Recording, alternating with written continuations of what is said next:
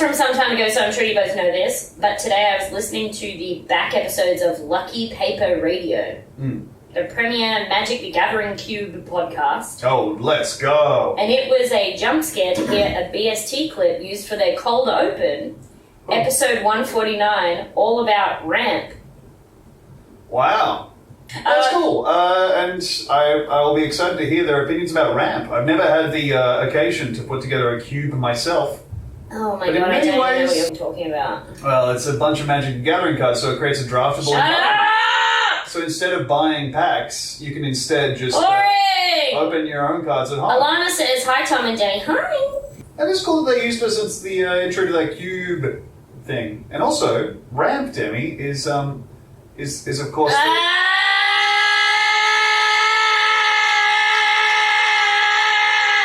Okay.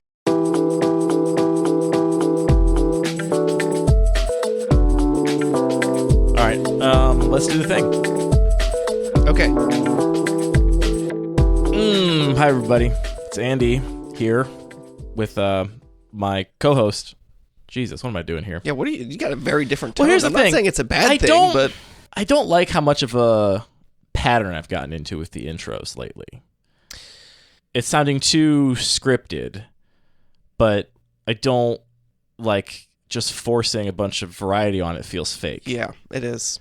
So I feel like I'm at an impasse. Like I kind of think it was at its best when for it was like a year and a half we were like figuring out the intro, and I would kind of like changed up a little bit here and there. No, we've talked about this before, exactly, about how that sort of like exploratory journey of discovery is the best part for a lot of creative things. Yeah. And once we plateau, I guess podcast's over. We committed to doing another year of this. So we got over. 11 months before our next check-in before we can ban or restrict this podcast. Look, my name's Andy, and that other voice you hear is my co-host for this podcast, Anthony, owner of the Boring Old Cube Maddox. That's correct. My cube is called the Boring Old Cube. You got to stop saying that's correct at the end of all of these. That's going to be your little job. Oops. Your little task is think of other responses other than, that's right. Do you remember where this came from? When was your cube called the Boring Old Cube? Somebody was it in Discord or was it at Cube Night? I literally don't know. That's why I'm asking you. It's on my list of nicknames. I don't know where it came from. I think Danny was just like, there were a couple cubes last night. There was that Boring Old Cube, and I was like, yep, that's it. No, wasn't it somebody? It's coming back to me now. I think it was somebody that was genuinely trying to remember the name of your cube. Yeah, I think so. And couldn't remember what it was, and was like the Boring Old Cube. It's also, I remember after the first CubeCon on Good Luck High Five, Judge Rob was doing a little recap of CubeCon, and he was like, there are all kinds of cubes. There's like the high-powered cubes, and somebody had one just called the normal cube.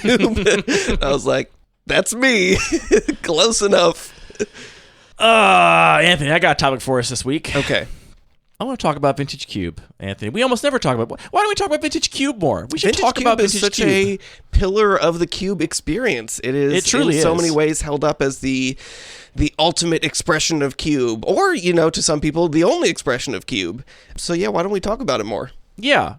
That was a question. Why don't we talk about it more? Why don't we? I think we don't talk about it more because Vintage Cube sucks, Anthony. This is my... What? Look, here's the thing. How can you say that? It's easy. I say it by just making the shapes with my... Actually, it's not... How do we speak? It's not that easy. It's pretty complicated. Is there quap for speech? Vocal cords vibrating. We should make quap mouth for speech. Making shapes to form different sounds. It's I'm just going out there. I'm just going to say it. I'm saying it with my whole chest. If you've listened to the show for a long time, you'll notice we almost never talk about Vintage Cube. And I think normally our attitude towards things that we don't enjoy is just don't talk about them and talk about things we do enjoy. Try and keep the show positive. This is not going to be a positive episode of Lucky Paper Radio. There's a lot going on. I'm looking to vent. Let's just talk about Vintage Cube. Also, to be perfectly honest, there's two other motivations I have for this. One, at least. Two I've been able to name and number. One, I would like to have a place to point people if they ask me for my take on Vintage Cube. Right now, I can't point them anywhere. And here, you're going to get at least my take, and I hope your take too, Anthony, though you intimated perhaps in the car last night that maybe you would just be sitting here quietly because you're too afraid to say something to offend people. No, I'm angry today too, so Great. Vintage Cube sucks. Here we go. It's all right. not fun. You're going to hear our two opinions on Vintage Cube, and here's my other motivation, Anthony. To be perfectly honest, we've talked a little bit about this recently.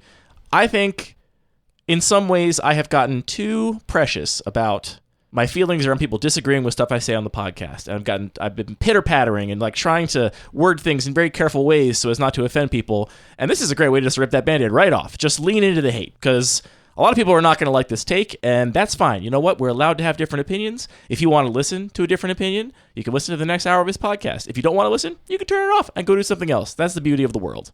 I mean, I could just give a bunch of caveats and qualifications right up here at the beginning if we want. I have a couple of disclaimers I want to make. Okay. I would just maybe do one big disclaimer that, like, Cube is a game. It's kind of a work of art. Whoa. It's an experience that people are going to enjoy different aspects of. There is no objective way to say that, there's a lot of details we get into, but there isn't really an objective way to be like, this is a good cube and this is a bad cube. It's just about what kind of experience you're looking for, and I totally get that the vintage cube, like, let's compare it to my boring old cube, offers very different opportunities for very different kinds of gameplay, very different kinds of moments and storytelling, different opportunities to prove how smart you are about knowing all these ridiculous, stupid cards and how they don't work in the way that they say they do. And so if you get a big kick from knowing all this trying to give a disclaimer, and you're just spiraling. Then that's my week, is I'm spiraling over here. And if that's what you're looking for, like, I think it's valuable to be clear about the fact that, like, understanding that, like, jargon and those really difficult, inaccessible experiences, like, that can legitimately be fun for you, and that's fine because this is your hobby and your creative expression. It's not that fun for me. I'm going to try to have this question not be a huge, gigantic detour. Uh-huh. You said there's no way to tell if a cube is good or bad. Do you think there's any way to tell if a board game is a good board game or a bad board game? Can you look at two board games and say this is a better board game than another board game, or do you think that we're fully in subjectivity land? I think we are mostly in subjectivity land, but we can design metrics for ourselves. We can say, like, well, this is my goal, and then we can measure whether or not we accomplish that. The goal is not going to be exactly the same for every cube, so we don't necessarily have one universal axis to compare them. So, like, on one hand, I do think it is just, like, flawed to try and say we want to come up with one metric that defines all cubes or all games as being good or bad on this one axis. That just doesn't make sense to me. However, there are a lot of specific goals that people take for granted that are kind of implicit, or goals that I will carry from one to another because, like, I want to have fun with the game. So sure, that's going to be a goal that's fairly universal. So there's a little bit of a gray area, and I think that there are often things that people will expect to be goals and then take those as ways to judge the quality of things. I think it's a very thorough and even response to that question. Wordy and overwrought and I mean, for my part, like, maze. This is like one of my, like, broad worldviews, which is sometimes unpopular. I think there are good board games and there are worse board games, and I think you can look and say that if you take chess and you replace it with a new chess where it's exactly the same, except one of the spaces, if you land on it, you just lose at random, like at the beginning of the game, I think that's a worse game. Are some people going to prefer it? Maybe. You're allowed to like something worse. That's fine. But I also think it's a worse game. That's crazy specific framing, because I'm just thinking about code names and, like, how important the assassin is to code names, and maybe that's what chess is missing. But that's not right. But you can strategize around that. My whole point is that if you couldn't strategize, if it's just, if the first person to land on one of these empty spaces at random just loses the game automatically, I think that just undermines all of the things that are interesting about chess. I don't know. I might like chess more. Look, I'm sure people I could get some more wins in that way. Did you ever play really bad chess? Really bad chess. It was an iOS game that I'm not even sure it's going to still be in the App familiar. Store. It was like a chess as art kind of a game where they had a bunch of different variations of chess, and a lot of them were really bad. And it was fun and experimental, and I don't think they ever had one exactly like that, but they had things where everything was just kind of weird and wonky, and it was cool and beautiful in its own right. Let's officially abandon this so it doesn't become a whole Are you sure? I mean, we could talk about tic-tac-toe. That could be interesting. Like, I think tic-tac-toe is a pretty bad game because it's solved. Like, there is one dominant strategy that if you just follow the rules, you cannot lose at tic-tac-toe. So from my experience, it's like, that's not really a game. But if you don't know that yet, then you are still making decisions that are potentially meaningful, or at least feel meaningful to you. So it's so hard to be universal about these kinds of statements. I would argue that discovering the dominating strategy in tic-tac-toe can be a game. Right. It's kind of and then like once you've discovered it, it's not a game anymore. The beginning of a podcast and that journey of discovering your voice is the fun part. And once you've solved it, it's like, beautiful. Why are we doing this anymore? Maybe we'll end up on further little, what's the word? Bird trail. What's the word for tributaries? What's the word for like a little side conversation, side topic that like draws you off from the main path. It's got a word. It has to do with birds or crows. It has to do with birds. Yeah, it's called like a... Look, people are all writing it in the comments. So if you're listening to this, check the comments below and figure out what I'm trying to remember. Tangents? Yeah, but there's a word for it that's more like a metaphor. Is a more poetic way to say that. It's like a bird walk, but it's not a bird walk. It's like something else. Like a bird walk. Look... That's bizarre because birds are well known for moving in one way and it's not walking. I think that's maybe part of it, that birds are supposed to fly, and if a bird's walking, it's like doing this in a really unexpected, dumb way. Look. Okay, doing a bird walk. Again, people are going to be sounding off in the comments as to what this thing is. I will not add it in post. I'm going to use the powers of self-control to just let this be an unknown thing in the recording studio. I do have a couple disclaimers to start out with. Number one is similar to yours. I'm not telling anyone not to enjoy anything. If you enjoy Vintage Cube, that's great. You're allowed to enjoy whatever you want. I'm allowed to enjoy whatever I want. Isn't it great that we can have different perspectives and opinions in the world? I love that. Please, genuinely, don't take anything I or Anthony say in this episode as a sort of indictment of you if you like that thing. That is not what we are trying to do. Do you agree? Yes. Really thought about that much longer than I expected you to. You're like, do I want to indict my listeners for liking something I don't like? I guess not, if I have to really be honest. The other thing I think is important to this conversation is that you and I have a very unique perspective on the game. And on the format, frankly. You and I do not play digital Magic. You've occasionally dabbled in Arena. Neither of us have ever installed or opened MTGO in our entire lives. I did one cube draft over my brother's shoulder. I told him to take Recurring Nightmare, and it turned out to be pretty cool. Okay. We do not play digital Magic for the most part, and we are very lucky to, I'll say lucky and also have worked hard to have a vibrant local play group that has, I believe, at time of recording, 36 or 38 cubes to its name. I just updated it to 39. 39. We have a lot of cubes accessible to us, and very, very few of those fit the mold we're going to talk about tonight of a vintage cube. So I think for a lot of people, this will sound like a criticism of what they know Cube to be, because they don't have a local play group. The cube that's most commonly on Magic Online is the vintage cube. There are very few other options, frankly, that show up in Magic Online.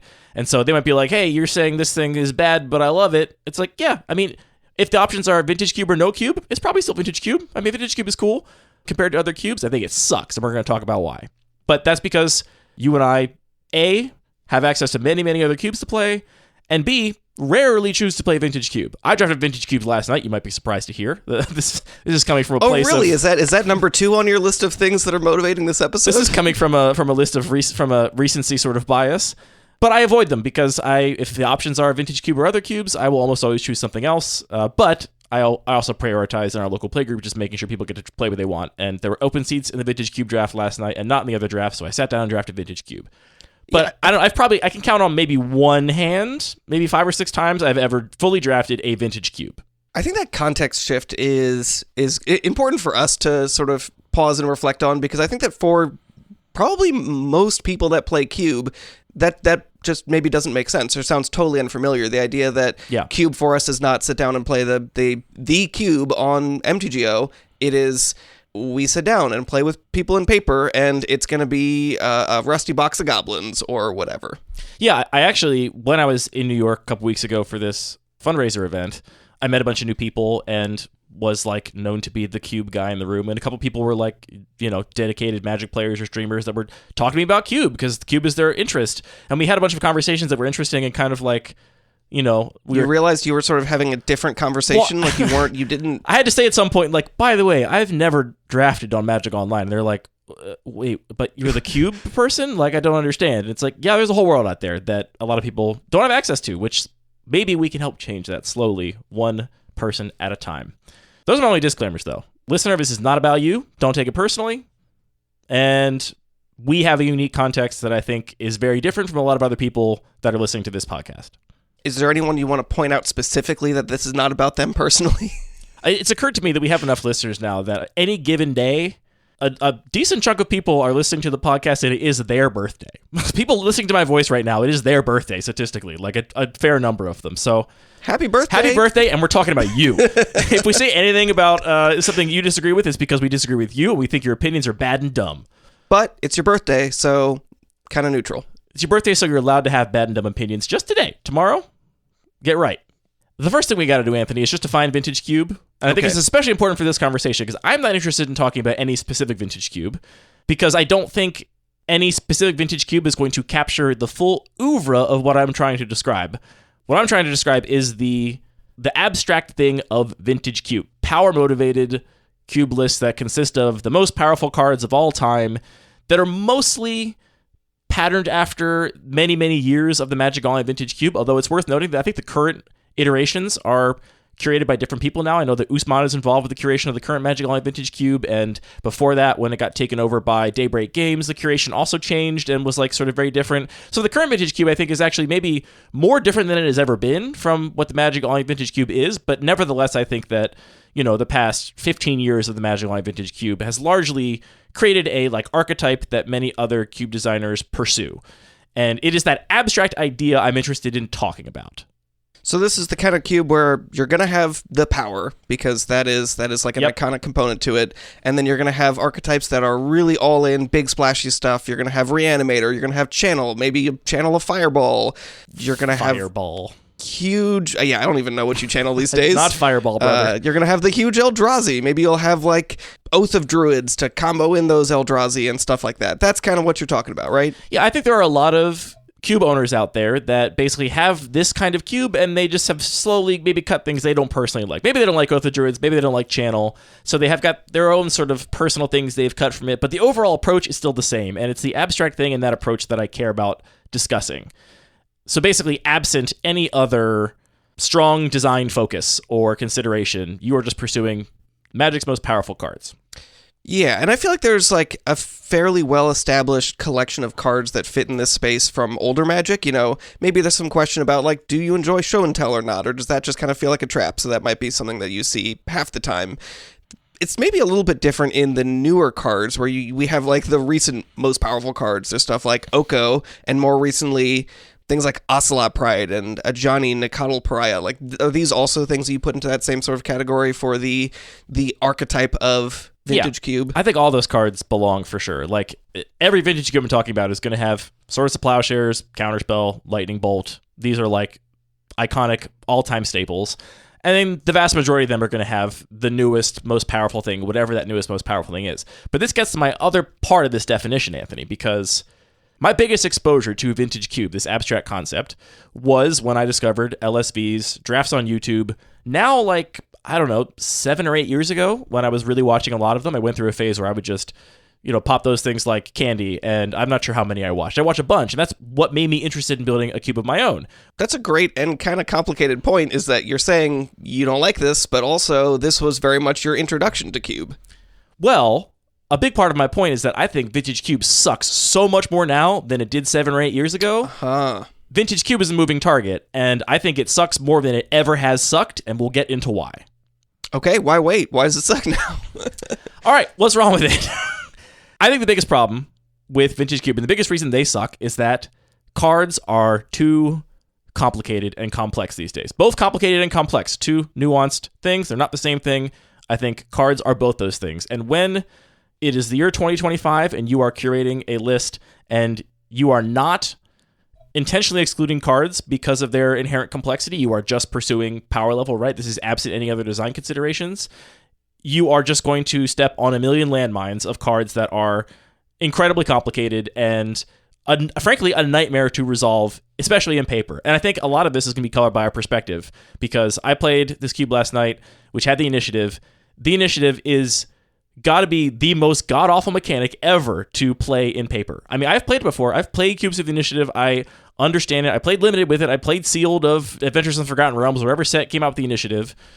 I, last night, had my opponent play a creature with the Initiative. I said, okay, here we go. We're doing the thing. And I took the Undercity thing, and I read the modes, and I was like, all right, cool, great. And something I've been trying to do better at in Magic, Anthony, is even when I think I know a thing, I want to just confirm it. You know, like, I think I know what this card does. Let me just confirm that I know what it does, because that will decrease the chance that I overlook, you know, some line or some sequencing option just because I'm like shortcutting something in my head.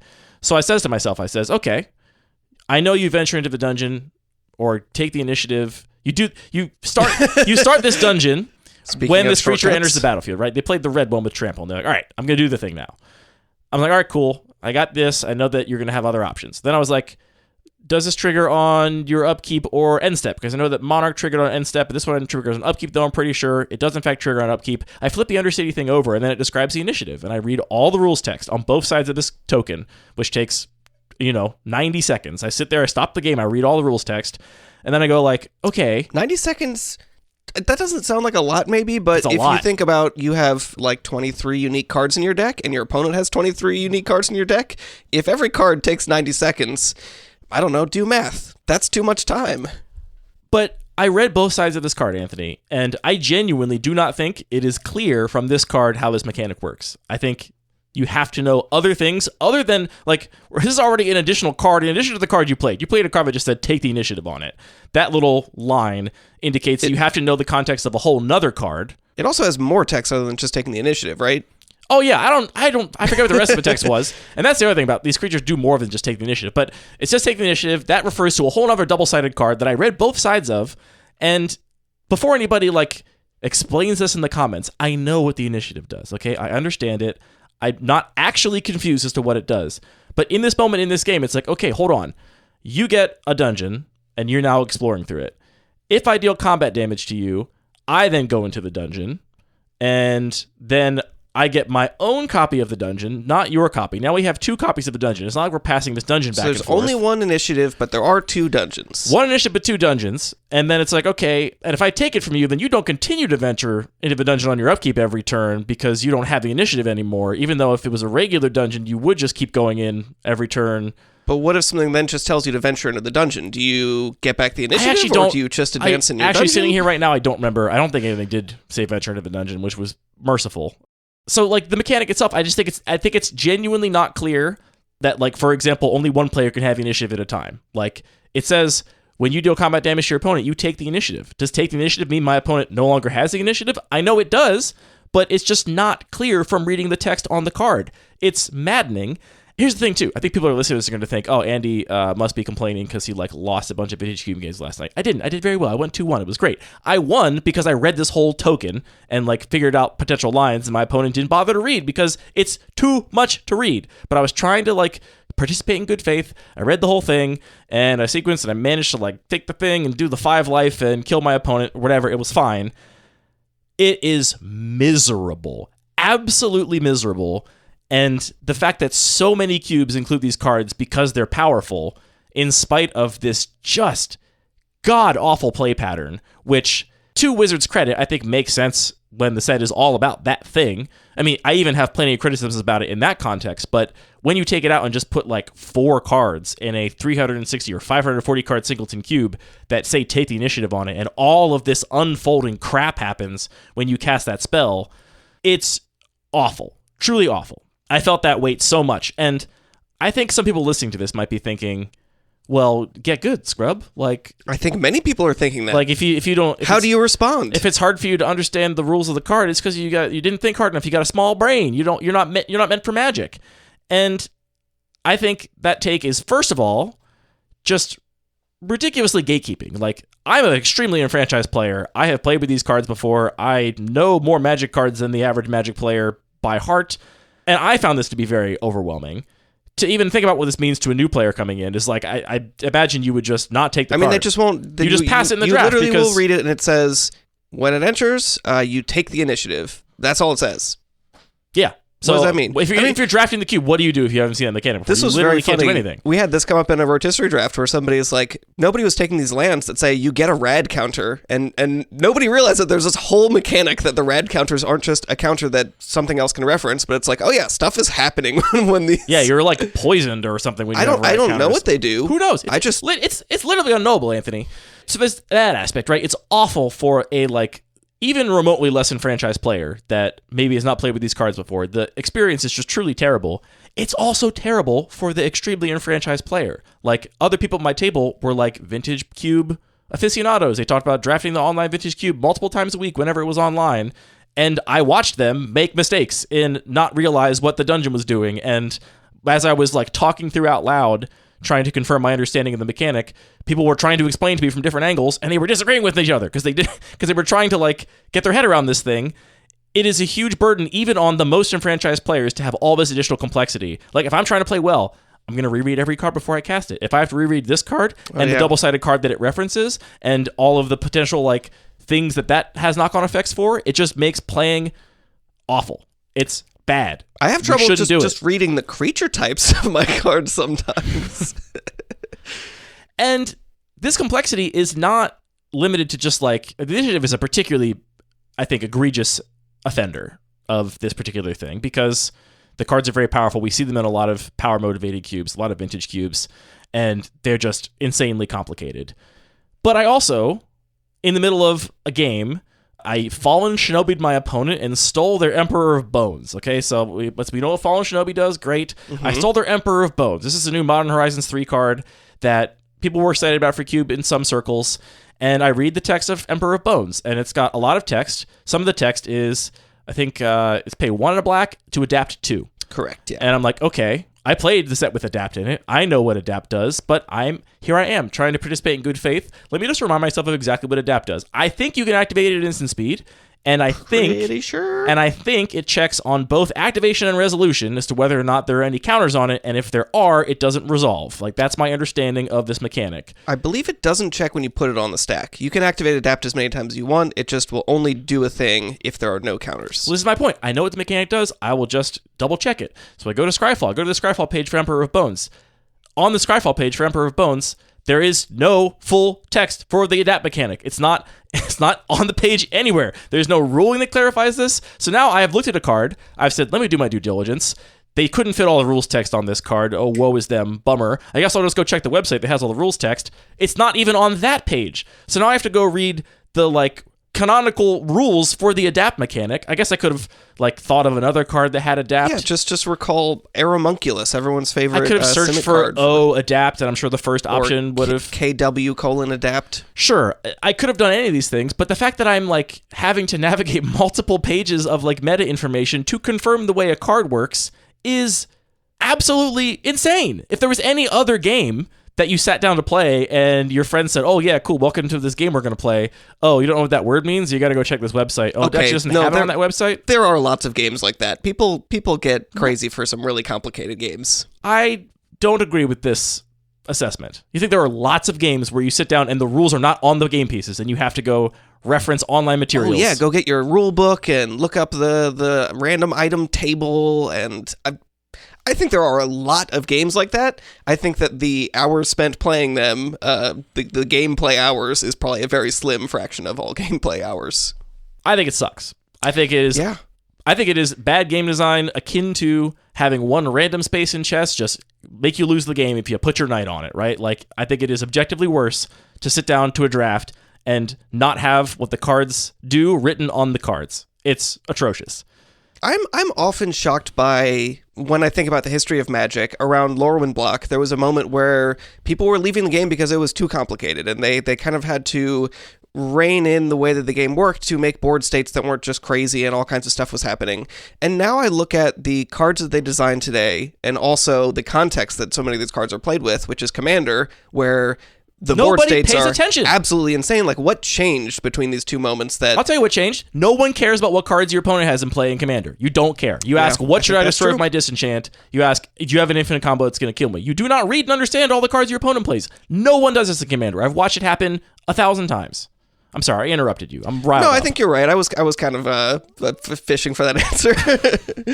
I think also digital play is a big part of it. The fact that you just don't have to, the manual does itself when you're playing online. And yeah, when you try and play these cards in paper, it is just a fundamentally different experience. I'm sure that...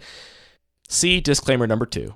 Yeah, I mean, the initiative, I imagine, is orders of magnitude less frustrating to do online because it just asks you an option and you click whatever option you want. And you don't have to worry about... I mean, even there, you should know exactly what your opponent's options are if they play a haste creature and attack you and get the initiative, and what they could potentially do 3 turns from now with that. It's just it's miserable. It's miserable. The initiative has definitely taken a lot of heat for this reason, but I don't think it's an exception. One of the cards that I just think is absolutely appalling that I see more and more in cubes and people seem to really enjoy it is Johnny Nakatl Pariah, which is, I mean, it's just disappointing to see the way they power creep. I'm forgetting a great little card. Your favorite 2-mana 1/2? 2 mana Is it Trustworthy makes 2 Scout? tokens. Raise the alarm? Raise the alarm, yeah. Classic raise the alarm, but now you get, instead of 2 1-1s, you get a 1-2 and a 2-1, and also they have more text, and then if one of them dies, you get to flip it over, and it's a planeswalker, and it's like, what the heck is going on? And like you're saying, if you're a new player, if you've never seen a double face card, no way are you going to know that you have to flip this over. And if you are, I guess the shorthand is you don't have to know what the back of this card does because this card is just insane. You just see like a mythic from Modern Horizons and you're just like, whatever, that's the best card. 3 worth of power across 2 bodies into play. So yeah, I mean, I guess it's like we do have heuristics to be able to cut down and navigate this complexity, but there's so much here. I really don't enjoy playing with this card. Yeah, there's a lot more offenders than just the initiative. And this gets to my next thing that I think makes Vintage Cube suck.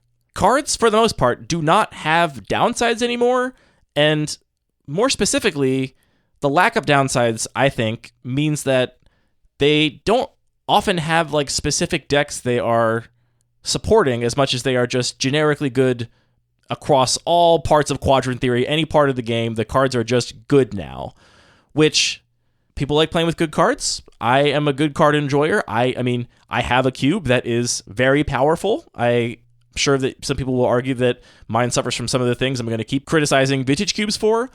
But I think that these days more and more, you just don't, if you're just curating an environment where power is all you care about, you just end up with a bunch of cards that are just good universally, and you just take some combination of them. And this is where I genuinely feel the huge difference between the decks. I used to watch LSV Draft 7 or 8 years ago on the Vintage Cube, where the whole thing people used to say about Cube is you have to like have a plan. Like it's like constructed. You have to like know what your deck does and like know that you're supposed to take this cantrip over this like otherwise seeming 5-mana bomb because your deck needs that kind of effect and like you have a plan. I genuinely don't feel like in the Vintage Cube of 2025 that is for the most part the case. I think what you do is you take the most powerful cards you see and try and find an open lane in terms of colors or something, and you just end up with a deck that could do everything, compete on every axis. One of my opponents last night was playing what was ostensibly like a red-black aggro deck that also just drew a million more cards than my deck could, and I was playing blue. And it's like, okay, I mean, you took all what was the downside to you playing your aggressive creatures? Not, because no Ragavan drew you cards, Lelia drew you cards, your Dreadhorde Arcanist drew you a bunch more cards, and I love a Dreadhorde Arcanist, to be clear. Yeah, and, you know, your, like, Pyrogoyf is another just insanely offensive card in terms of both complexity and power level. Like, just, this is not... I mean, I think that these two things naturally fit very well together, though. It's like, if you have a card that has 12 lines of text and then a backside with another 18 lines of text, it's like, if the downside is buried on the backside of the card on line 12, then you're going to play this card and be like, what the hell? Why did this do a bad thing? Like, why was there like some investment I needed to make? I couldn't have parsed all that. But when it is, you're just like playing through the interface and it's just like, do you want to do this or this? Do you want to do this or this? This died, so you're going to flip and have a planeswalker now. It's like, as long as they're just hitting you with more dopamine and throwing more fireworks at you and giving you the choices in, you know, somewhat sequential, broken up bits, then that's fine. But if you try and make cards that have real downsides, people just aren't able to actually parse those enough to make strategic decisions about them. So I feel like this... You're saying because the cards are complicated, you can't afford to put downsides on them, right? Because then you just get burned. Then you would have to... Then players would have to pay attention then to it matters you didn't read the card exactly. Instead of just getting... That's maybe something to that, honestly. I think there's a lot to that. So yeah, I think you just end up with really soupy decks. Like, my deck won last night mostly by casting either Demonic or Vampiric Tutor for Oko. And then Oko just activated and took over the game because Oko was just a card that's more powerful than almost anything my opponents were doing. I also won a couple games because I happen to have Rampant Excavator and Strip Mine and Wasteland in my deck. And if I just happen to draw those two, then I just Strip Mine and Wasteland you to death. I also won some games just because I had Hypnoturok in my deck and I cast Hypnoturok on two, and oops, there go all the rest of your lands in your hand, and now your mana screwed for the next 3 turns, and I can just get ahead. Okay, that's kind of cool. It's not cool. I'm tired of people saying it's cool. People like a mind twist. Stop trying to make Hypnoturok make mind happen. Twist cool again. It's not cool.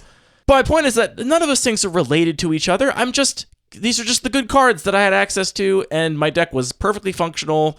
I just played them, and whatever happened.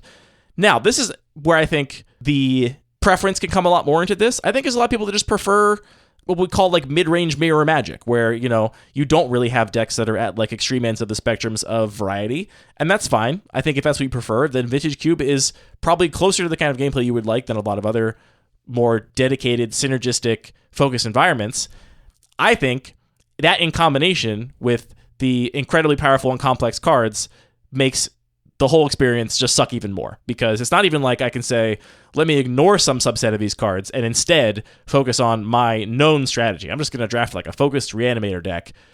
You can't these days. Like, I don't really think that like the old Entomb, Exhume, Grizzlebrand or whatever hangs in the like modern era of Vintage Cube if you're just not reading all the other cards that are you're being passed that are like wouldn't be part of your strategy, but actually should be because they are insanely powerful.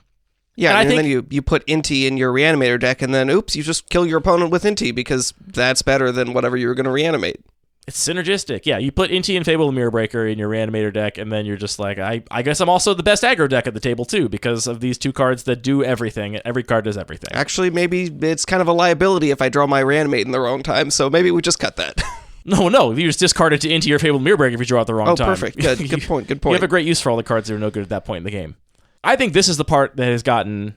As the graph of new cards printed year over year has hockey sticked, I think you could make a similar graph of how much Andy thinks the Vintage Cube sucks year over year, and it would almost follow that graph exactly. If you're just blindly putting these powerful cards in a cube, I think the resulting game design and the resulting experience for a player is god-awful for the reasons described. I think one of the defenses that people will come to for including these kinds of cards of Vintage Cube, because I'm talking about having some nostalgia, some fondness for the Vintage Cube of 7 or 8 years ago, right? And were there broken cards in that Vintage Cube? Absolutely. Black Lotus is a broken card. Ancestral Recall is a broken card. Like, those cards are messed up. Wow, that's a hot take. They're not complicated, importantly. They're very simple, which I think forgives a lot of their brokenness.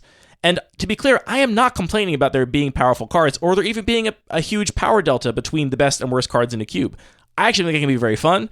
My current cube that I'm focusing my most design energy on has both Demonic Tutor and Goblin Instigator in it, right? I'm running both these cards, a like forgettable common and like one of the most broken tutors of all time. Maybe the most broken tutor of all time. Let's not make claims like that. It's a really strong card. I think it's totally fine to have really powerful cards in a cube. The question is, what kinds of gameplay does it result in? And if you are just blindly adding the most powerful cards, these days what you get is not iconic, powerful, simple cards that were like some of the first things that Richard Garfield thought to make, because it was obvious. It was like a natural combination of the mechanics and resources of the game. Of course this should exist. Instead, you're getting largely unknown supplemental set cards that are just like word soup. Like, I will defend Ancestral Recall or Time Walk in a cube all the time. Like, I have cubes with both those cards in them. I think they're cool. I think they're fun to play with. I think it's so much more forgivable to run that than Securitron Squadron, which is some... Excuse me? It's something from this Fallout set, and it's like a 2-banded 2/2 with Vigilance and Squad 3, and It gets big. It's like a huge scaling threat, and I think people need to realize that a lot of sins can be forgiven for cards that are iconic and known. People largely know what Ancestral Recall does. They know what Black Lotus does. They know what... Recurring Nightmare, honestly, is even a card people will probably more know, even though it's banned in Commander. Yeah, I was going to say, you just named 3 cards banned in Commander, so a lot of people have never seen these cards before. I think they are far more known than Securitron Squadron. Call me old-fashioned. And I think what it seems like is a lot of people are putting these cards in their cube for the same reasons they forgive some of the like old power outliers, not acknowledging that like these cards, no one knows what these cards do. You have to read them every single time, and they're so much more complicated than the power outliers of old that it's just a nightmare. Like, Comet Stellar Pup has got to be one of my least favorite Magic cards of all time, and I wouldn't hate that little idiot so much if it wasn't for the fact that people keep putting him in cubes because he's powerful. Because you he's wouldn't hate powerful. him if he wasn't around. I wouldn't. There's lots of cards I would not like aesthetically that people just don't bother playing, and the only reason people play that one is because he's powerful. That's cool. No question asked of like what kind of games do we want to have? Do we want to have a bunch of dice rolling here? Is this contributing positively to the experience? Is this allowing for cool new draft archetypes? No, it's just a 4-mana planeswalker that's dumb and powerful and is offensive on every other metric, and you still see it popping up in Vintage Cube lists pretty often. Yeah, I mean, there's a big bird walk we could go on here about just sort of like the difference between thinking about games as a player and thinking about it as a game designer. If you're thinking as a player, you're just like, yeah, this card will increase my win percentage if I put it in my deck, therefore I want it in my deck. You cannot increase your win percentage in a cube by putting a card in it because your opponent's going to have it half the time. Unless you're somebody that actually did their homework and read what Comet did, I guess, and you're just trying to make an environment that's so confusing that only you can understand it, which I guess that if that's fun for you, I hope you can find people to play with you. I hope you can't. I hope you get mind twisted. And I think people are unwilling to necessarily make that separation and be like, yes, this card is powerful, and I would want it as a player, but as the cube designer, maybe I want to actually be a little bit more aware of the impact that this card has on gameplay. And I think you're right that not only have these cards gotten bigger and more complex and more powerful, they often just feel like they just generate so many, like the way that new cards are powerful is by generating a tremendous amount of material, whether that's they draw you a bunch of cards or they spit out a bunch of tokens that then also draw you more cards. And that just makes so much of the removal feel so lousy, and it makes gameplay feel a lot less interactive. It's just about who's doing their big, stupid pile of tokens faster and can win faster. It doesn't feel necessarily that nuanced or interactive. And I will caveat this, that like you, I have not played a lot of vintage cubes, but God, I look at these cards, I look at Gruff Triplets, and I'm just like, yep, that's the thing that the only way I beat it is by doing something that's bigger than that somehow. That part I don't mind. Like, I don't mind. I do. I don't mind having a card that's like, you beat me, you have to go over the top. Like, I think that's fine. It's the cards, like, I'm so much less offended by that than I am by, like, Palantir of Orthonk, which, talk about a card you have to read, like, 6 times. I've read that to understand probably what 6 it times, does. Probably 4 times. I cast it 4 times last night. Every time I read it twice and was like, I think I know what happens here. But also, importantly, what kind of deck is a Palantir of Orthonk deck? Everyone. The card's just good. I mean, I guess if you could cast, if you have Macia's Workshop, it's a little better because you can play it on turn 1, and it's probably a little better if you're really aggressive because your opponent has less life total to play around with, so they have to let you draw more often. But it's just a pile of text that says, like, good stuff happens to you. It doesn't matter what your deck is doing. It doesn't matter what your opponent's deck is doing. Just good stuff happens in a complicated, hard to parse way. So much more offended by that, and having to, like, be in, mid-pack 2 and being like, I got my deck here. Now I've been passed a pack with Palantir of Orthonk. I better read this and try and figure out how good it actually is because it could go on my deck no matter what my deck is doing. But again, there's no downsides on cards. Just like more words is more better. Just take the wordiest cards. It's actually just insane, the fact that, like, I think that is to some degree not a completely heinous heuristic, but also it's a heuristic that just guides you to play the deck that you will have the least fun drafting and least fun comprehending how do you build a strategy out of it. Like, it's just kind of a self-defeating situation. And I also found the Securiton Squadron, and it looks stupid. And also, I thought it was going to look cool. Should we talk about more cards that are, like, huge offenders of this? I don't know if we need to. Let's talk about Minsk and Boo, Timeless Heroes. I don't know what that card does. Boo! Makes you a hamster. You can make the hamster bigger. You draw a bunch of cards from how big your hamster is. You can draw cards, you kill your opponent, or both. And yeah, it also can be your commander. Don't forget about that line of text. It's very important. That's cool. As a cube designer, when I'm adding a card to my cube, the things I think about are, number 1, is this card fun to play? Will this card contribute to fun decks to play? Is this card a drain on my player's attention span, on their ability to process information? And I do have cards in my cube that are really complicated. I do have some double-faced cards in my cube, which a new player would have to flip over to understand what the card does in the back. Like, I have cards that I'm not completely shutting the door on all of these things we are observing as potentially toxic patterns on these vintage cube cards, but they should be weighed against what they provide to the cube. What does Minsk and Boo really provide to the cube over something like Huntmaster of the Fells? The answer is it's just more powerful. It doesn't really do anything different. I mean, I guess it draws cards. Huntmaster only creates virtual card advantage instead of literal card advantage, but, like, it's a 4-mana thing that you play, and if you get to stick for a little while, you'll probably take the game over, right? That's what Huntmaster of the Fells does. That's what Minsk and Boo does. I mean, it offers you a really powerful trivia check where if you're an experienced player, you just see this and say, I'm playing this now, and I will win. And the less experienced players will not have read it and will not take it.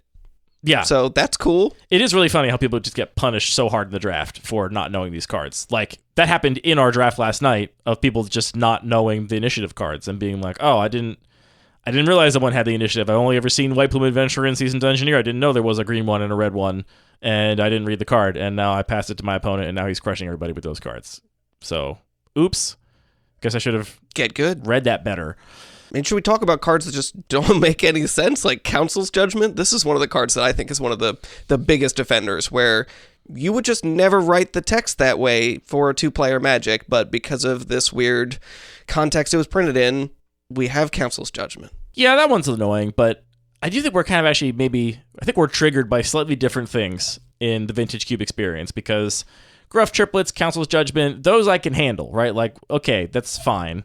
It's the stuff that is just like so generic and mushy and ambiguously powerful and complicated that really, really trips me up. Anthony, what do we do with the information that Vintage Cube sucks? That's too big a question in a week with too many unanswerable questions. Well, we can just keep playing the cubes that we enjoy and keep supporting our local players that keep designing very cool cubes that don't necessarily fall victim to this mentality of just put in the biggest, most powerful stuff regardless of how complex it is. That seems like a good first step.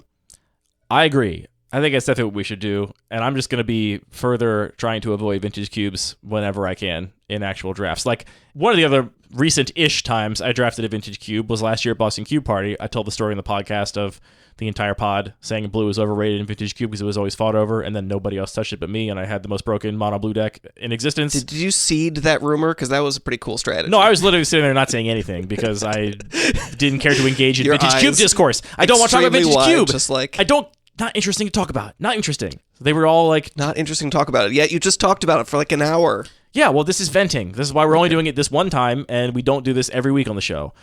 Anyway, I won that draft, and it was the 3 most boring matches I played all weekend because I just tinkered for Blightsteel Colossus in 4 out of my 6 wins, and my opponent had no answer for it, and the other ones I just bought some time, and then eventually killed them with a Planeswalker. I forget how I killed them. It was completely nothing burger games, and that's not fun either. Like, obviously it sucks to lose to a complicated card you don't understand how it works, or some like mushy whatever, but it also is no fun to just win by just doing whatever powerful thing and then just the game is over. That might be a point that some people would disagree about. I think for those people, grow up. Here's the thing. Glad you said it, because I wasn't going to. Here's the thing. Everything like that is fun the first couple times, right? And yeah, that's a good way to put it. I think almost everybody is going to enjoy the first time they get to Blightsteel Colossus their opponent to death.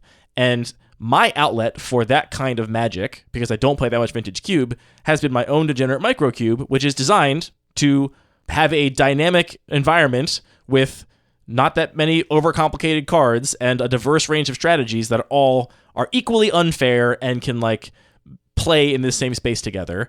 And I've tinkered Blightsteel Colossus so many times in that cube and killed my opponent with it that it's not fun anymore. It's like, okay, cool.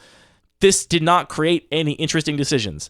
It did not create any interesting gameplay. There was no strategy involved. The strategy was Mystical Tutor for Tinker for Blightsteel Colossus. I did it just over and over again, and my opponents had no recourse. I don't think that same thing is true. I don't think winning a game of like reasonable limited gets so tiresome the same way that winning a game by tinkering Blightsteel Colossus does. I think that is a way that there's an objective difference between these kinds of Power Max Vintage Cubes and regular cube or retail limited or whatever. There's so much more replay value there because you're making different decisions every time, and the game pieces naturally lead to novel decisions. There were no novel decisions in my Mystical Tutor for Tinker for Blightsteel Colossus. There's a lot less nuance when the only question is, here it is, do you have Swords to Plowshares this turn? No, they didn't. Get good. Sucks to Bad suck. choice. Sucks to suck, scrub. I wish more people had access to a broader variety of cubes. And I wish that, I'm sure there is a massive pressure on Wizards of the Coast to just include the Vintage Cube as much as possible because it is the most popular thing. And I'm sure it is the most popular thing because on some base level, it allows you to play with cards you otherwise can't play with. And that is just inherently fun. Like, yeah, I mean, it has a very clear sales pitch. Like, yeah. You've never played with Black Lotus before. Do you want an opportunity to do that? And same with all of these cards. Every other all these cards are Magic's individually very powerful, and that is exciting. And the promise of would you like to sit down and play a much more nuanced game with a lot more interactivity and a lot more back and forth and complex decision making? That's a much harder sell. I don't know if it's a much more complicated sales pitch. And I just wish that people respond to very simple messages and a big number. Yeah, people love number go up. Yeah, I just wish that more people had access to playing more different cubes and didn't have to live in a world where the best they got was Vintage Cube, because I think it sucks. Here's what we should talk about. Definitely, it's not for me either. I think we should close by acknowledging a little bit that I'm looking at what I believe to be the most current iteration of the Vintage Cube. There's a list that Gwen maintains on Cube Cobra, which I believe is always up to date with the most recent version of the Vintage Cube. And this cube, I think, has maybe gone through the patterns of some of these things we're describing and then come out the other side and said, like, actually, we're not going to play the initiative, and, we're not going to play all of these broken, complicated cards. I'm seeing fewer supplemental set cards here than in past versions of the cube. No initiative. Still things like Minsc and Boo and Palantir of Orthonk, but I generally think that the pattern is more towards cutting away some of this nonsense that we see from so many other vintage cubes, which it's interesting. We've reached a point where, like, the vintage cube, the one that people think of and refer to that, is an order of magnitude more popular and known than any other one, is finally starting to, like, eat its tail a little bit and be like, actually, we can't just put the most powerful cards in here because it sucks. Like, to some degree, it is a admission that it just sucks to put the most powerful cards in Magic's history into a cube in 2025. And I actually don't think that exact same approach sucked in 2017. I don't think it did.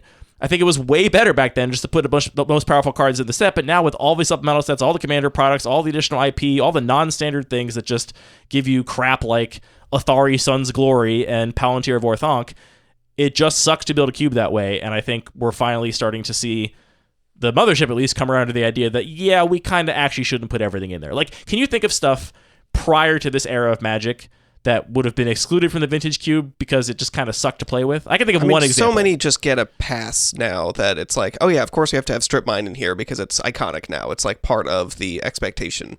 But I think, yeah, like you mentioned before, Strip Mine is probably as unfun as losing to Minsc and Boo. Yeah, Strip Mine sucks.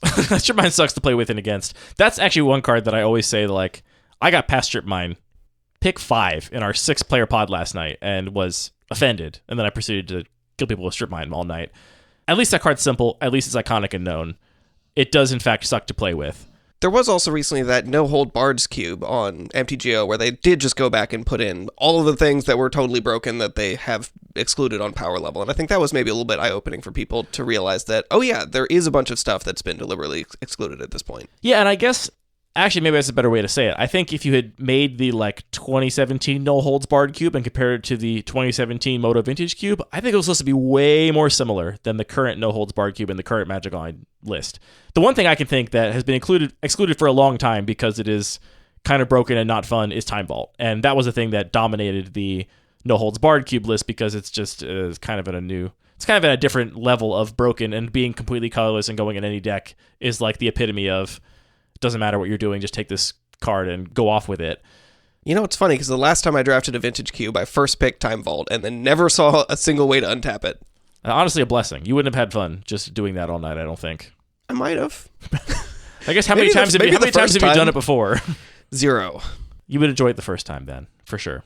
So I don't know, maybe not such a hot take that Vintage Cube sucks, and maybe we're going to see Vintage Cube change to become less of a solely power-motivated soup of nonsense, as you have to. Like, you can't jam all the best cards in anymore. It just becomes untenable. Or maybe it doesn't need to change. Maybe it can just still be there and be that, like, have some extreme of what it is, but maybe it's just something that people want to play more like once every 6 months, and usually I want to play things that are a little bit more different, but still have the opportunity for the totally crazy stuff every once in a while. Should we have a little space here at the end to just console anybody that might be emotionally hurt by our takes this episode? What could you possibly say to console them? And will they have gotten to the end of the episode? If they're Probably not. No, I think a lot of people turn it off. A lot of people hate listening to stuff. Really? That's pretty common. Do you never hate listen to anything? I did recently. What was it? I have a bunch of more normie political podcasts that I stay subscribed to, but basically never listen to. But when something happens, I sometimes like to go in and see what the normies are doing, just to like, you know, I spend so much time listening to leftist shows that talk about what the normal media landscape is about. But if I just trust them all the time to be evaluating it correctly, then I'm like exposing myself to some weird bias. Fair. Every once in a while, I'll pop into the Slate Political Gabfest, and oh my God, it is awful. I'll hate listen every once in a while. Well, to our listeners that this discussion resonated with, and to our hate listeners out there, good to have you both. Yeah, I don't know how to end this. Like I said, this is just the perspective of somebody that has played a lot of Cube, but not a lot of Vintage Cube, and for good reason. I understand why it is the most popular and known version of our format, but I genuinely, I hate it. I hate that this is what our format is known for, and I can only imagine the scores of players whose first exposure to Cube was Magic Online Vintage Cube. They had an experience kind of like the one I'm describing, but with even less context and even less awareness of what the cards did, and they said, well, I guess I hate Cube, and left and never came back. And the sort of prevailing discourse that, oh, because Vintage Cube is the most popular, it must somehow be the best, or like, you know, the most liked. It's like there's a lot of selection bias in that evaluation. Like, yeah, the people that play Cube a bunch like the Cube that is played the most. Okay, cool, great. I don't think that title is deserved by Vintage Cube. I think that's a great point. I think that there's probably a lot of players out there that just would not understand, wouldn't notice that, yeah, you had a bad time because this cube was just all about trivia checks. And if you are equipped to deal with those, then great, but that is going to be a pretty small proportion of people that potentially would play a cube. So making it more visible that there are alternatives and cube can be for a lot more people, even if you don't want to do that homework. Which you shouldn't want to do. Learning how the initiative works is not fun. Athari Sun's Glory can... That's a bad one. I hate that card. All right, a couple things at the end here. First, we got to give a shout out to Parker, who wrote an article that is a sort of related discussion about, you referenced trivia checks, which is that a term that Parker coined in that article? I think so. It's an article about cards not doing what they say they do on them, which is related to this discussion and far more measured and reasoned in its takes. So that'll be linked in the show notes. Also, our surveys are out for Aether Drift and Aether Drift Commander. So if you have a cube of your own that you're curating, let us know what you're going to test from those sets in your cube so we can talk about it on our episode. I will say, going through the full card file for my cubes, I was pleasantly surprised. There's, I think, some interesting cards in these sets, even though I'm sure we'll get to it when we talk about it. The aesthetics, not for me. Yeah, that's putting it mildly for me. Aragorn, King of Gondor. Ugh. Sorry. Stop reading these cards. Close the window.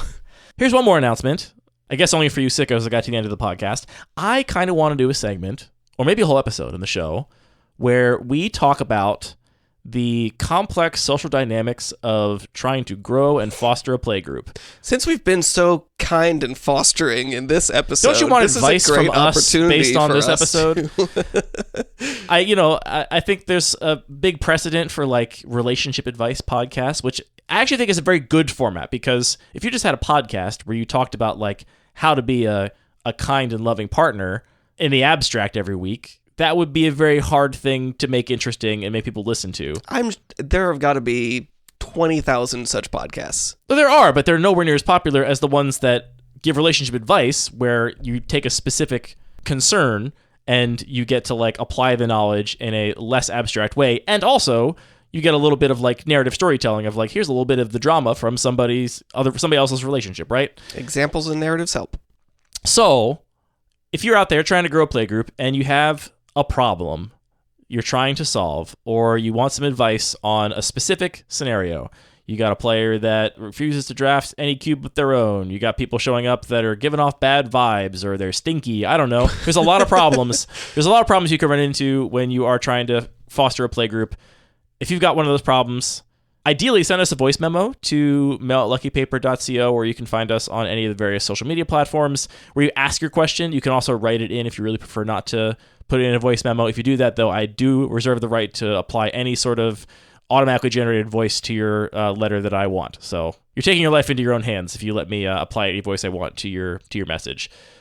I hope we get some of these. I know that this is the biggest hurdle that cube designers face, is getting people to actually draft their cube, actually growing their playgroup. And there's a lot of nuanced reasons why that can be hard. And we've been doing it for a long time, and I think at the very least we can offer a perspective that might help, and the conversation will help everybody listening. So send us those anecdotes, questions, concerns, and maybe we'll do an episode about it. Sounds like fun. I'm definitely not qualified to give magic relationship advice, but look, buddy, it's an entertainment podcast. That's what all of them are. Like, I know. Yeah, Stavros is not qualified to give, relationship advice either, but he actually gives very good advice. That's part of why his show is interesting. You're trying to be Stavros. I'm just trying to be the master from Midnight Diner and just like make a concerned face and cook a delicious meal and be like, I've solved your relationship problem. It's funny because your thing you want to be theoretically is much more humble, but it doesn't sound much more humble because I want to be like a fat idiot comedian and you want to be the master of Midnight Diner. Yeah, well, I mean, the master is a little bit of a... sounds a little more intense than it is. A little tongue-in-cheek. He sits behind a bar perhaps. and cooks tasty food. Anyway, send us your woes and we will solve all your problems guaranteed. That brings us to the end of this episode of Lucky Paper Radio. If we got any of the card text wrong in this episode, that was absolutely 100% intentional because we want you to leave that comment correcting us because that'll boost all of our signal on various social media platforms, thus allowing us to not profit from the show we make no money off of. All of our music is produced by DJ James Nasty. All the magic cards are produced by Wizards of the Coast. This podcast is produced by thinking really hard about magic cards and speaking into microphones about it. Anthony, thank you for the gift of friendship and for the gift of anything but Vintage Cube. I was going to say thank you for being willing to draft the Vintage Cube last night and allowing me to play the Maze Fey Cube again, which I enjoyed much more than I would have today.